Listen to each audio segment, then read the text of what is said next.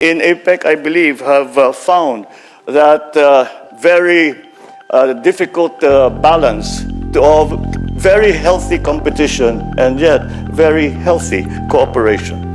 However, the geopolitical currents that we must live with are some things that we still need to be concerned about. Because prosperity and progress is only possible in a world that is at peace, because we, as nations of the world, can never achieve our fullest potential unless we do it together. We must have our sights set high for APEC and for all member countries. But whatever plans we may have for our countries, for our economies, those will come to naught unless they are within the context of peace in the region and in the world.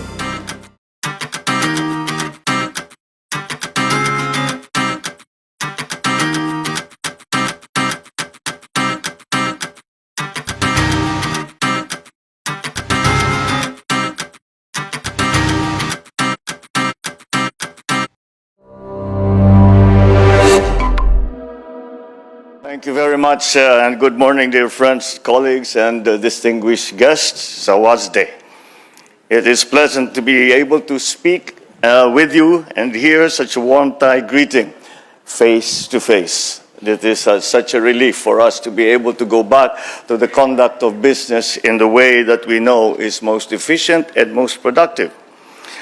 Our smiles, our greetings are now unmuffled by face masks, from which we are slowly moving away, and our relaxed protocols of late are indeed a sign of better times. We now breathe easier, literally, as we usher in a period of moving forward with a guarded normalcy and optimism for our daily lives. Thank you, Madam Wei, for the kind introductions. I am very pleased to join Dr. Schwab and Mr. Moritz with all of you this morning, as I commend once again our host, Thailand, and the APEC Business Advisory Council of Thailand for organizing our first face-to-face APEC CEO Summit in 3 years. It's the fact that we are here is in itself already an achievement for APEC and for the Asia-Pacific region, as it is a testament to our pandemic response and its economic resilience.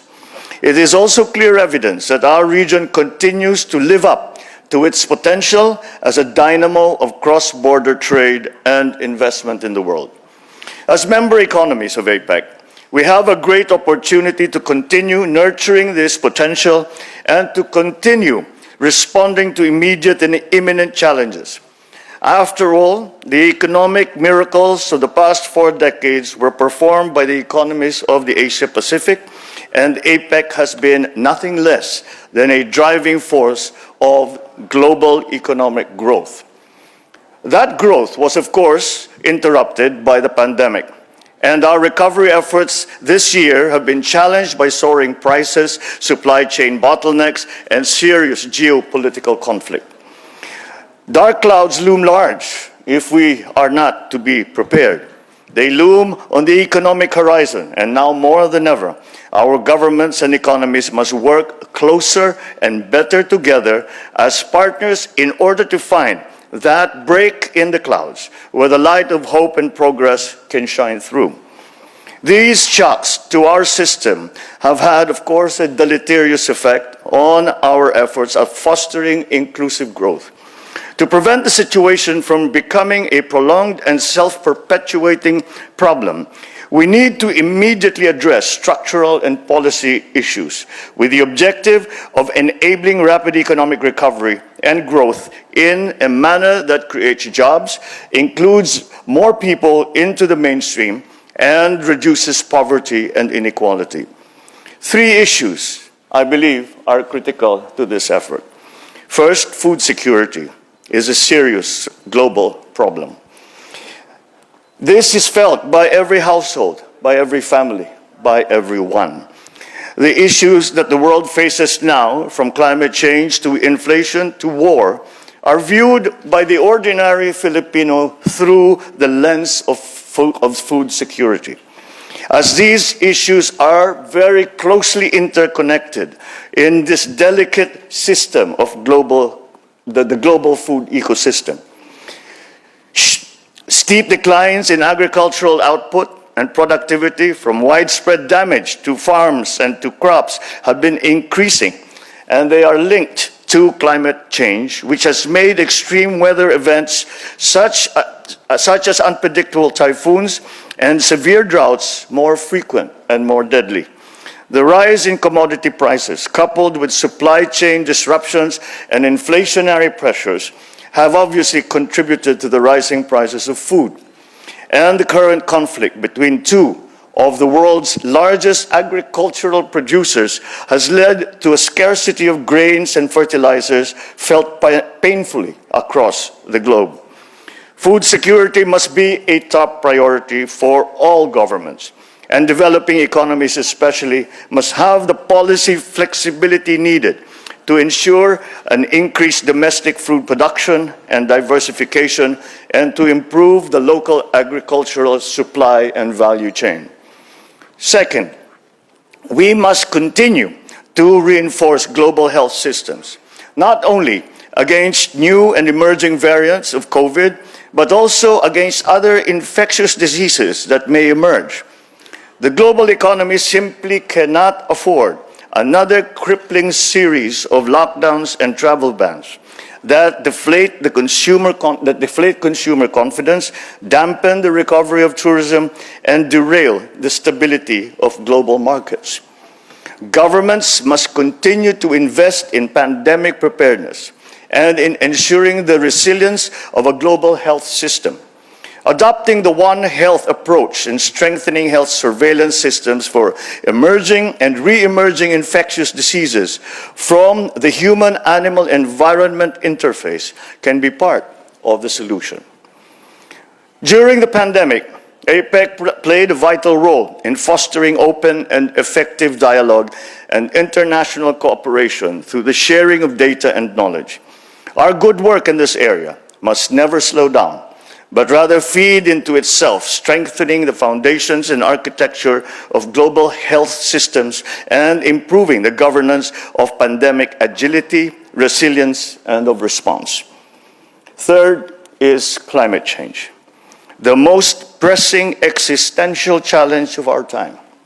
The Philippines is among the countries at great risk from this crisis, as we stand to lose more than up to 6% of our GDP annually by 2100, according to a study by the ADB. Global agreements that seek multilateral and multinational solutions to the climate crisis, particularly the UN Framework Convention on Climate Change and the Paris Agreement, are there and they are in force. But not enough progress has actually been made as emissions continue to rise. The Conference of the Parties, the COP27, is in full swing, but stronger action is required. As the energy demands of the modern global economy continue to expand rapidly, diversification into renewables and other sources is imperative.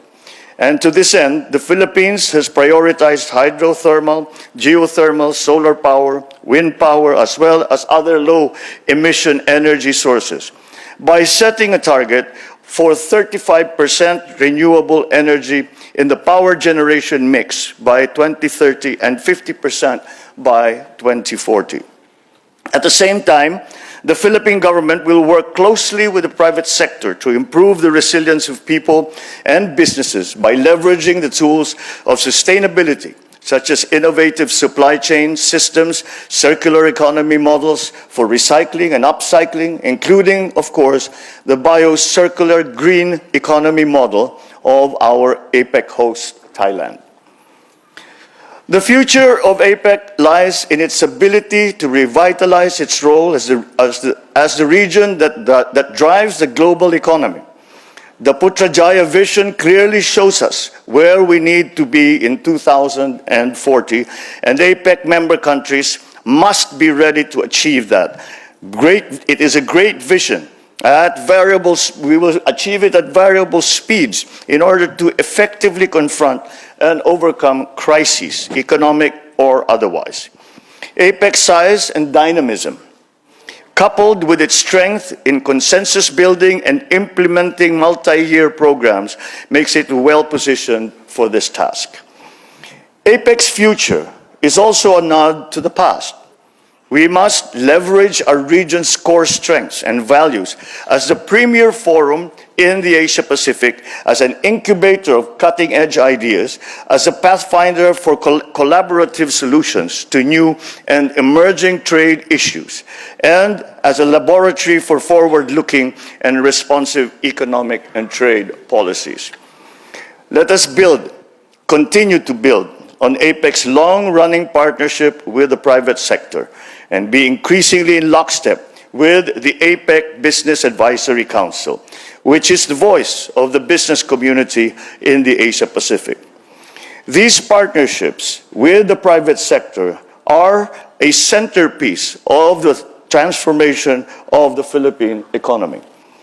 APEC's value and relevance are its ability to work with business.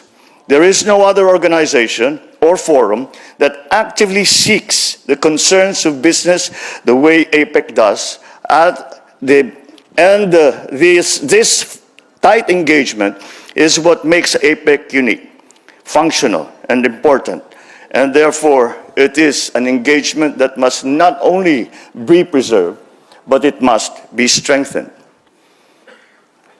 Finally, global and regional economic governance platforms, such as APEC, are geared towards averting conflict. Like other similar post-World War II institutions, APEC should always remain cognizant of the raison d'etre of international economic cooperation.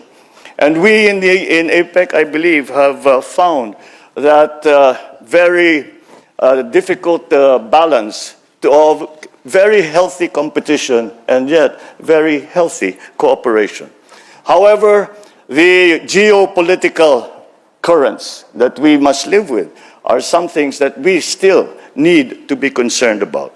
Because prosperity and progress is only possible in a world that is at peace, because we, as nations of the world, can never achieve our fullest potential unless we do it together.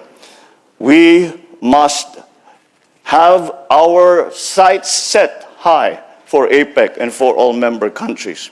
But whatever plans we may have for our countries, for our economies, those will come to naught unless they are within the context of peace in the region and in the world. Thank you for the opportunity to share these thoughts with such an esteemed audience this morning. I thank you very much. And as we say in the Philippines, mabuhay po kayo.